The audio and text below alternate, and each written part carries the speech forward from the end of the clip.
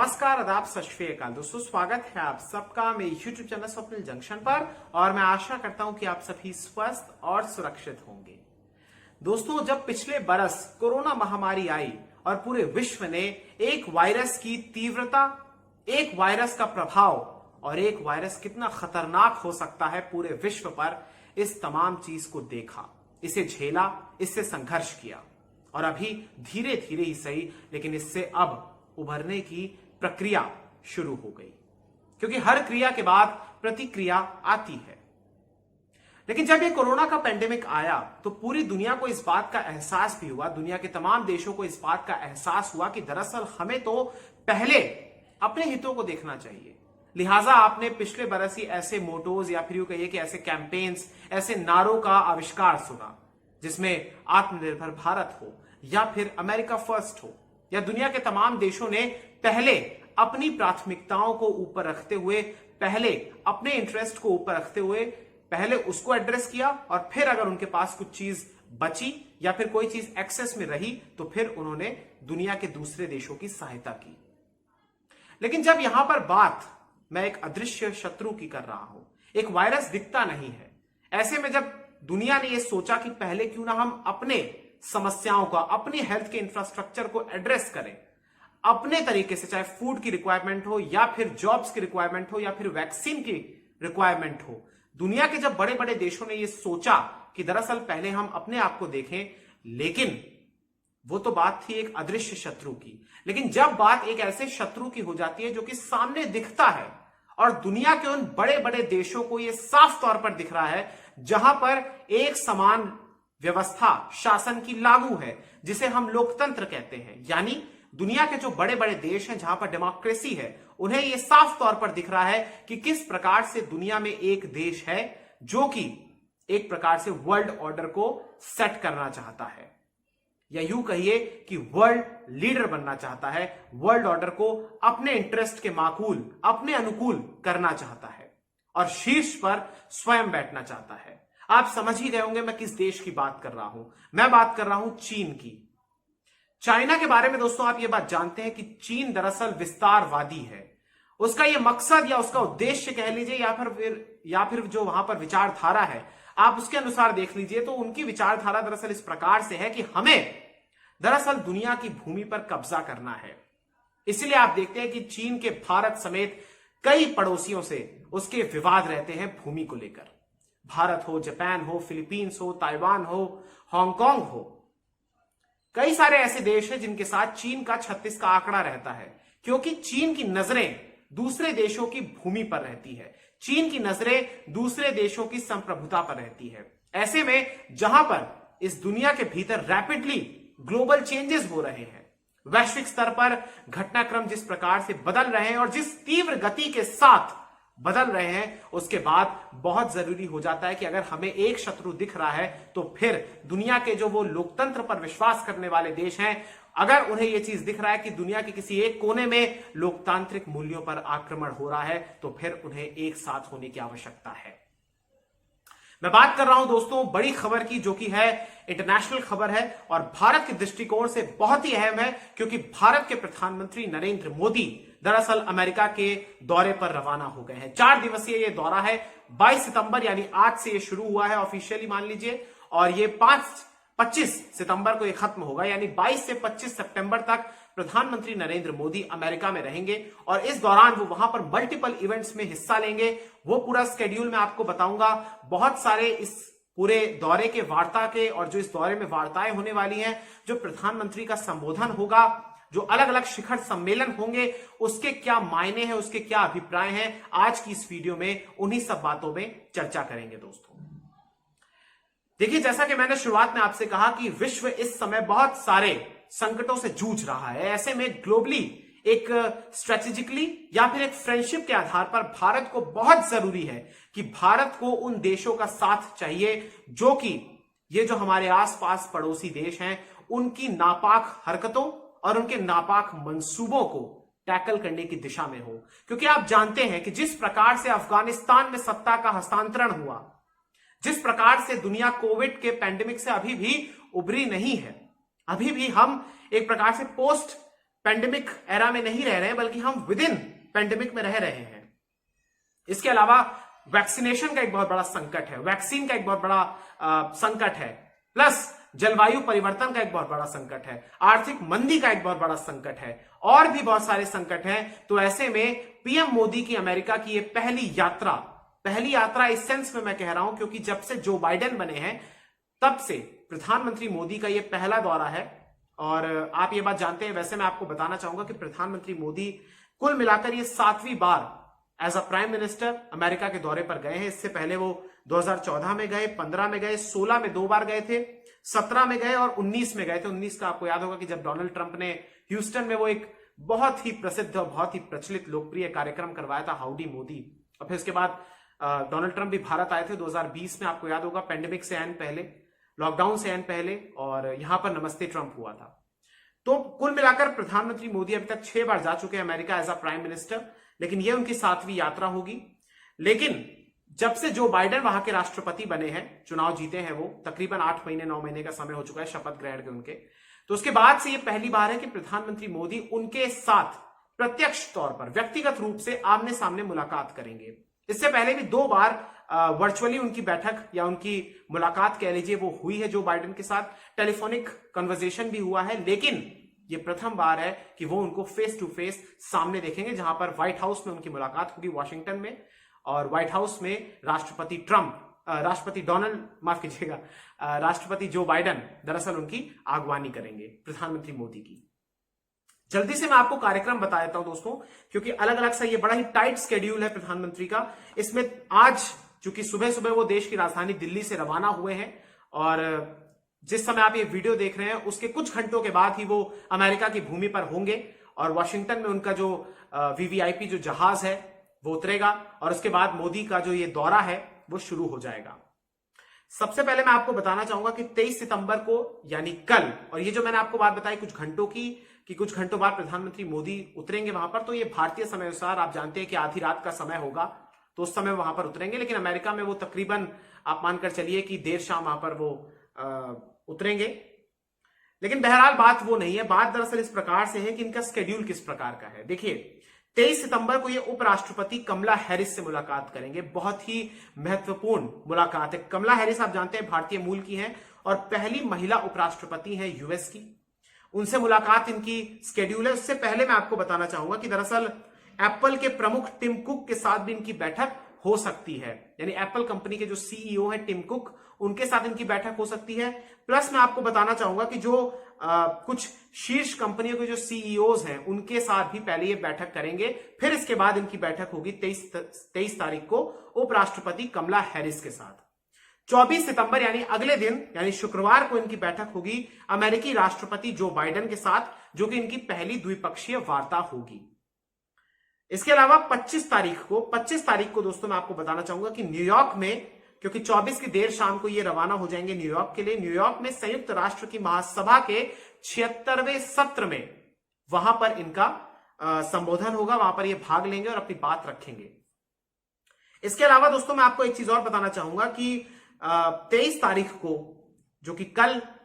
मोदी का ऑफिशियली जो पहला दिन होगा वहां पर अमेरिका में, अगर हम बात करें इवेंट्स के फॉर्म में, तो वहां पर सबसे पहले प्रधानमंत्री मोदी की मुलाकात, मैंने जो आपको स्केड्यूल बताया वो तो होगी, लेकिन प्रधानमंत्री मोदी की मुलाकातें दरअसल होंगी स्कॉट मॉरिसन के साथ, जो कि ऑस्ट्रेलिया के प्रधानमंत्री हैं, प्लस जापान के जो प्रधानमंत्री है, जो कि बकौल उनका अंतिम एक दौरा होगा, बकौल प्राइम मिनिस्टर ऑफ जापान, जिनका नाम है योशिहिदे सुगा। इनके साथ उनकी जो इनके ये प्रधानमंत्री मोदी के काउंटर पार्ट्स हैं ऑस्ट्रेलिया के और जापान के पीएम, इनके साथ इनकी द्विपक्षीय वार्ता होगी। इस बीच एक बहुत बड़ी बात और मैं आपको बताना चाहूंगा कि जहां आपने देखा कि जो बाइडेन के साथ, स्कॉट मॉरिसन के साथ और योशिहिदे सुगा के साथ, यानी तीनों के साथ अलग अलग स्तर पर इंडिविजुअली बातचीत होगी, द्विपक्षीय वार्ता होगी, बायलैटरल वार्ता होगी, तो वहीं पर आपके लिए एक बात और जानना जरूरी है कि क्वाड का सम्मेलन होने वाला है। क्वाड का सम्मेलन यानी शिखर सम्मेलन होने वाला है। क्वाड देश क्या है वो भी मैं आपको बताना चाहूंगा। देखिए क्वाड देश एक प्रकार से इसमें अमेरिका, भारत, ऑस्ट्रेलिया और जापान शामिल हैं, और ये जो एक गठबंधन हुआ है ये इसलिए हुआ है ताकि हिंद प्रशांत महासागर में जो समुद्री सुरक्षा है या फिर आपसी संतुलन है, या फिर जो इस पूरे क्षेत्र की जो समस्याएं हैं जिसमें प्रमुख तौर पर चीन है, उस समस्या को टैकल करने की दिशा में इस क्वाड के गठबंधन का एक प्रकार से गठन हुआ है। तो इनका यह पहला शिखर सम्मेलन हो रहा है जो कि इन पर्सन हो रहा है। यानी इन पर्सन का मतलब होता है कि व्यक्तिगत रूप में पहली बार ऐसा हो रहा है कि चारों देशों के जो क्वाड के देश हैं उनके राष्ट्राध्यक्ष, उनके लीडर्स पहली बार मुलाकात कर रहे हैं इन पर्सन। ये बहुत ही महत्वपूर्ण है। यहां पर बहुत सारी चर्चाएं होंगी जिसमें जो प्रमुख तौर पर मुझे विषय लगते हैं उसमें आता है आर्टिफिशियल इंटेलिजेंस, इसमें आता है क्षेत्रीय और वैश्विक मुद्दों पर फोकस, इसमें आता है साइबर सिक्योरिटी, मानवीय सहायता, समुद्री सुरक्षा, रीजनल कनेक्टिविटी, आपदा प्रबंधन, नई तकनीक, जलवायु परिवर्तन। ये तमाम कुछ एजेंडा हो सकते हैं इस पूरी क्वाड के शिखर सम्मेलन की, जो कि ये होने वाला है इसी 3-4 दिन के दरमियान। प्लस मैं आपको दोस्तों एक चीज और बताना चाहूंगा, यहां पर बहुत जरूरी है कि जो 24 तारीख को राष्ट्रपति जो बाइडेन और प्रधानमंत्री मोदी की बायलैटरल वार्ता होने वाली है, यानी द्विपक्षीय वार्ता होने वाली है, उसमें बहुपक्षीय मुद्दों पर फोकस होगा। मैं आपको बताना चाहूंगा दोस्तों कि दरअसल ये जो भारत और अमेरिका के बारे में कहा जाता है कि इनकी जो साझेदारी, इनकी जो फ्रेंडशिप है, इनकी जो ये वैश्विक साझेदारी है, ये बहुत ही महत्वपूर्ण है। क्योंकि अमेरिका जब से अफगानिस्तान में गया और इस पूरे दरमियान आपने देखा कि अफगानिस्तान में जो कुछ भी हुआ है उससे ये साफ तौर पर दिखता है कि वहां पर जो वैक्यूम क्रिएट हुआ उसमें चीन दरअसल आया और उस वैक्यूम में वो बैठ गया। ऐसे में अमेरिका जिसकी साख पर बट्टा लगा है अफगानिस्तान से अचानक भागने के बाद और अफगानिस्तान में अचानक से बहुत ही शीघ्र गति के साथ तालिबान के कब्जा होने के बाद अमेरिका चाहता है कि उसके पास इस पूरे इलाके में, इस हिंद प्रशांत महासागर के क्षेत्र में, इस एशिया के क्षेत्र में एक बहुत बड़ा पार्टनर हो जो कि भारत है। क्योंकि चीन को टैकल करने की दिशा में अमेरिका को अगर किसी में संभावना दिखती है या फिर किसी में शक्ति दिखती है तो वो भारत है। क्योंकि अमेरिका का कोल्ड वॉर कह लीजिए या फिर एक शीत युद्ध या फिर कुछ भी आप कह लीजिए, अमेरिका एक प्रकार से मतभेद में रहता है हमेशा से ही रूस के साथ, तो रूस की तरफ वो जाएगा नहीं। प्लस चीन के साथ भी उसका 36 का आंकड़ा है, तो वो चीन की तरफ जाएगा नहीं। तो बचा कौन? भारत। और भारत ही एक वो देश है जिससे अमेरिका की विचारधारा, अमेरिका की शासन की व्यवस्था मिलती है। लोकतंत्र वहां भी है, दुनिया का सबसे पुराना लोकतंत्र अमेरिका है और दुनिया का सबसे बड़ा लोकतंत्र हम हैं। इसलिए भारत और अमेरिका की जो पूरी मुलाकात है बहुत जरूरी है। प्लस रणनीतिक तौर हो या फिर कूटनीतिक के तौर पर हो या तकनीक के तौर पर हो, व्यापार के तौर पर हो या फिर रक्षा के क्षेत्र में हो, भारत और अमेरिका की साझेदारी बहुत ही अद्भुत है और बहुत ही जरूरी है। पिछले तकरीबन 20-30 वर्षों में भारत और अमेरिका के रिश्ते प्रगाढ़ हुए हैं, मजबूत हुए हैं। इसलिए मुझे ऐसा नहीं लगता कि आने वाले समय में भले ही वहां पर डेमोक्रेटिक एक सरकार हो, यानी डेमोक्रेट्स की एक सरकार हो जो वहां पर रूलिंग पार्टी है और उनका जो नजरिया है हालांकि भारत को लेकर वो बीजेपी से, या यूं कह लीजिए कि भारत में जो कुछ भी अभी हाल ही में घटनाक्रम हुए हैं उसको लेकर थोड़ा सा डिफरेंट है। लेकिन मुझे ऐसा लगता है कि जो मैंने आपको ये सेक्टर्स गिनवाए, रणनीतिक, कूटनीतिक यानी स्ट्रेटेजिक हो या फिर डिप्लोमेटिक हो या फिर तकनीक टेक्नोलॉजी के द्वारा हो, साइंस के माध्यम से हो, व्यापार यानी ट्रेड के माध्यम से हो, रक्षा यानी डिफेंस के माध्यम से हो, तो इन तमाम अगर हम क्षेत्रों में देखें तो भारत और अमेरिका की जो म्यूचुअल अंडरस्टैंडिंग है, म्यूचुअल जो इंटरेस्ट है, वो ये कभी भी नहीं सोचेंगे अमेरिकी कि भारत के साथ उनके रिश्ते खराब हो। इसलिए ये बहुत ही महत्वपूर्ण वार्ताएं हैं। प्लस मैं आपको बताना चाहूंगा दोस्तों कि इंडो पैसिफिक का जो खतरा है वो भी बरकरार है। उसको टैकल करने की दिशा में चीन के बढ़ते हुए दबदबे को भी एक प्रकार से कड़ा संदेश देने के लिए कि अमेरिका और भारत एक साथ है, ये वार्ता बहुत जरूरी है। तो महामारी के बाद ये प्रधानमंत्री मोदी की दरअसल दूसरी विदेश की यात्रा है। आपको याद होगा इसी वर्ष बंगाल के चुनाव के दौरान ही वो बांग्लादेश गए थे जहां पर उनका एक संक्षिप्त दौरा हुआ था, लेकिन अब वो अमेरिका के दौरे पर रवाना हुए हैं जो कि उनका एक फुल फ्लेजेड एक टूर है। इससे पहले आखिरी बार आपको याद होगा कि वर्ष 2019 में प्रधानमंत्री मोदी ब्राजील गए थे। उसके बाद से वो तकरीबन 1.5 साल तक किसी भी विदेशी दौरे पर नहीं गए हैं। कोरोना के मसले पर दोस्तों इस पूरे दौरे के दौरान एक बड़ी ही महत्वपूर्ण चर्चा होनी है जो कि वैश्विक सम्मेलन वहां पर होगा, उसमें भी प्रधानमंत्री मोदी हिस्सा लेंगे। प्लस इसके अलावा आपको मैं बताता हूं कि इनके साथ कौन कौन लोग अकंपनी कर रहे हैं इनको। इसमें इनके साथ जो प्रमुख लोग जा रहे हैं उसमें विदेश मंत्री एस जयशंकर शामिल हैं, राष्ट्रीय सुरक्षा सलाहकार अजीत डोभाल शामिल हैं, विदेश सचिव हर्षवर्धन श्रृंगला भी शामिल हैं।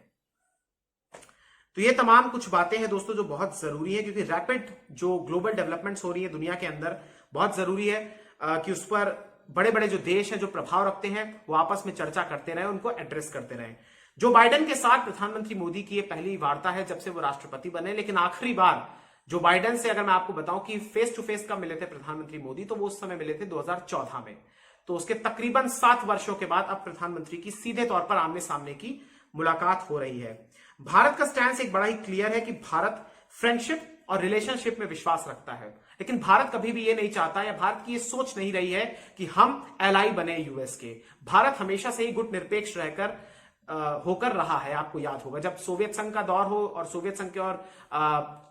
यूएस के बीच में हमेशा से एक गतिरोध, एक मतभेद रहे हैं, तो उस दौर में भी भारत ने ये चुनाव किया कि भारत उस समय भी गुट निरपेक्ष रहेगा, और भारत अभी भी उसी नीति पर चल रहा है। अनफॉर्चुनेटली भारत के रिश्ते चीन के साथ ठीक नहीं है, जो कि ग्लोबल पावर है, लेकिन फिर भी रूस हो या अमेरिका हो या ब्रिटेन हो या फ्रांस हो, इन देशों के साथ भारत के अच्छे रिश्ते हैं। वैक्सीन का एक मुद्दा बड़ा मुद्दा रहेगा, क्योंकि वैक्सीन को लेकर अभी आपने ब्रिटेन के साथ जो हमारी कंट्रोवर्सी हो रही है वो आपने देखी, जिसमें कोविशील्ड को लेकर बड़ा विवाद हुआ। प्लस यूएस ने भी वैक्सीन जो हमारी है कोवैक्सीन जो है उसको अप्रूवल नहीं दिया है, चाहे उनकी एफडीओ या फिर सीडीसी हो। प्लस डब्ल्यूएचओ ने भी अभी तक हमें अप्रूवल नहीं दिया है, तो उस पर भी चर्चा होनी चाहिए। और भारत की कोशिश रहेगी कि हमारी वैक्सीन को ग्लोबली एक अप्रूवल और एक एक्सेप्टेंस मिले। ये बहुत जरूरी है, क्योंकि वैक्सीन हमने निर्माण किया है, लेकिन अगर दुनिया के कुछ देश इस पर आपत्ति जताए और उन लोगों को कहें कि अगर आपने वैक्सीन भी लगाई है फिर भी आपको क्वारंटीन करना पड़ेगा, तो शायद इससे ज्यादा ज्यादती, इससे बड़ा अन्याय कुछ नहीं हो सकता है। इसलिए बहुत जरूरी है कि वैक्सीन को हमारी ग्लोबल अप्रूवल मिले, इसकी भी कोशिश रहेगी। तो बहरहाल दोस्तों, एक बड़ी प्रमुख खबर, दो इनफैक्ट बड़ी खबर मैं आपको देना चाहूंगा, लेकिन उससे पहले आपको बताना चाहूंगा कि यूएस में यूएन के भीतर जो ये जनरल असेंबली में यहां पर ये संबोधित करेंगे 25 तारीख को 76वें सत्र में, तो उसमें जो थीम रखी गई है वो है building resilience through hope to recover from कोविड-19, यानी कोविड-19 के बाद कैसे हम रिकवरी करें पॉजिटिव होप के द्वारा, वो एक थीम है। और इसमें जो एड्रेस होंगी चीजें वो है, मतलब आप मान के चलिए कि यहाँ पर रिबिल्ड सस्टेनेबली होगा, डेवलप होगा, respond to the needs of planet, यानी जलवायु परिवर्तन या जो हमारी पृथ्वी की जो समस्याएं हैं उसको, जो चुनौतियां हैं उसको एड्रेस करना एक बड़ा ही मुद्दा छाया रहेगा बल्कि, और respect the rights of people, क्योंकि इस दौर में अफगानिस्तान से लेकर कई देशों में लोकतांत्रिक मूल्यों पर आक्रमण हुआ है, इसलिए यह मुद्दा भी छाया रहेगा। और यूएन के पूरे संगठनात्मक जो ढांचा है उसमें सुधार का भी मुद्दा शामिल रहेगा और छाया रहेगा। प्लस ऑकस यानी AUKUS, जो कि ऑस्ट्रेलिया, यूके और यूएस का एक गठबंधन है, जो कि एक नई सुरक्षा की साझेदारी है, वो भी इस दरमियान हुई है, उस पर भी नजर रहेगी। हालांकि ऐसा नहीं है कि इससे क्वाड के गठबंधन में कोई प्रभाव पड़ेगा, लेकिन ऑकस एक नया गठबंधन बना है इस पूरे हाल के कुछ दिनों में। एक खबर और बड़ी खबर देना चाहूंगा, फिर इसके बाद मैं इस वीडियो का अंत करूंगा। पाकिस्तान ने दरअसल जो सार्क देश होते हैं, सार्क देशों में, सार्क जो गठबंधन है दोस्तों आप जानते हैं, उसमें 8 देश शामिल है, भारत भी है, नेपाल है, जो दक्षिण एशिया के देश हैं, पाकिस्तान भी उसमें शामिल है। तो पाकिस्तान ने दरअसल ये कहा कि सार्क की 25 तारीख को जो न्यूयॉर्क में एक बैठक होनी थी सार्क देशों के प्रमुखों की, तो उसमें पाकिस्तान ने उस बैठक से पहले एक बात कह दी कि दरअसल हम चाहते हैं कि तालिबान भी इसमें शिरकत करे। इसको लेकर जो सार्क के अन्य देश हैं उन्होंने विरोध किया, और जिसके बाद सार्क की यह बैठक कैंसिल कर दी, यानी रद्द कर दी गई है। तो ये इंटरनेशनल जो घटनाक्रम है उसको लेकर मेरी एक वीडियो थी, उम्मीद करता हूं आपको पसंद आएगी। आने वाले समय में जब पीएम मोदी का ये दौरा समाप्त होगा तो उस पर भी मैं एक विश्लेषण लेके आऊंगा, लेकिन अब पीएम मोदी का ये दौरा शुरू हो रहा है, जो कि ऑफिशियली कह लीजिए आज से शुरू हो गया, क्योंकि आज वो विमान में बैठकर उड़ गए हैं और आज देर रात वो पहुंचेंगे, और फिर कल से उनके तमाम जो स्केड्यूल है उसके मुताबिक वो वार्ताएं करेंगे, वो सम्मेलनों में हिस्सा लेंगे, और नजरें रहेंगी पूरी दुनिया की, भारत की निगाहें रहेंगी प्रधानमंत्री पर कि आखिर क्या क्या ऐलान होते हैं और क्या क्या ग्लोबल पैंडेमिक और ग्लोबल चैलेंजेस को देखते हुए पार्टनरशिप, फ्रेंडशिप और एक प्रकार से बहुत सारी जो अन्य चीजें हैं, चाहे सिटीजनशिप का मुद्दा हो या फिर व्यापार का मुद्दा हो, उसको लेकर क्या क्या चीजें होती हैं। हालांकि एक चीज मैं आपको और बताना चाहूंगा कि चूंकि कोविड का टाइम चल रहा है तो प्रधानमंत्री की कोई सार्वजनिक रैली इस बार नहीं होगी, जैसा कि पिछली बार हुआ था। बहुत बहुत शुक्रिया, बहुत बहुत धन्यवाद। जय हिंद, जय भारत, वंदे मातरम, इंकलाब जिंदाबाद, सत्यमेव जयते, नमस्कार।